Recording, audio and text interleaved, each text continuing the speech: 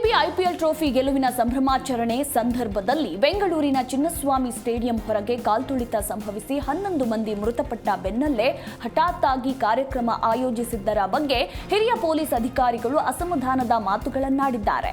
ಪೊಲೀಸರ ಸಲಹೆಯನ್ನ ಧಿಕ್ಕರಿಸಿ ತಕ್ಷಣದ ಸಂಭ್ರಮಾಚರಣೆ ಮಾಡಿದ್ದೇ ಘಟನೆಗೆ ಪ್ರಮುಖ ಕಾರಣವಾಯಿತು ಅನ್ನೋದು ಇದರಿಂದ ತಿಳಿದು ಬಂದಿದೆ.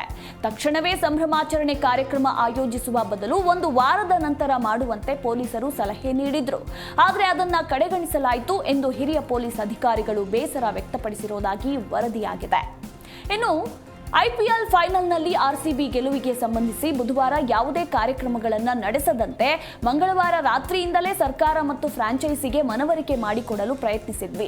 ಜನರ ಭಾವನೆ, ಉದ್ವೇಗ ತುಸು ತಣ್ಣಗಾದ ನಂತರ ಕಾರ್ಯಕ್ರಮ ಆಯೋಜನೆ ಮಾಡೋದು ಸೂಕ್ತ ಎಂಬ ಸಲಹೆಯನ್ನ ಕೂಡ ಕೊಟ್ಟಿದ್ವಿ. ಮುಂದಿನ ಭಾನುವಾರ ಕಾರ್ಯಕ್ರಮ ಆಯೋಜಿಸಲು ಶಿಫಾರಸು ಮಾಡಿದ್ವಿ. ಆದರೆ ಬೆಳವಣಿಗೆಗಳ ಬಗ್ಗೆ ಮಾಹಿತಿ ಗೊತ್ತಿದ್ರೂ ಕೂಡ ಸರ್ಕಾರ ಹಾಗೆ ಫ್ರಾಂಚೈಸಿ ಈ ರೀತಿ ಮಾಡ್ತು ಅಂತ ಅಧಿಕಾರಿಯೊಬ್ಬರು ತಿಳಿಸಿರೋದಾಗಿ ವರದಿಯಾಗಿದೆ.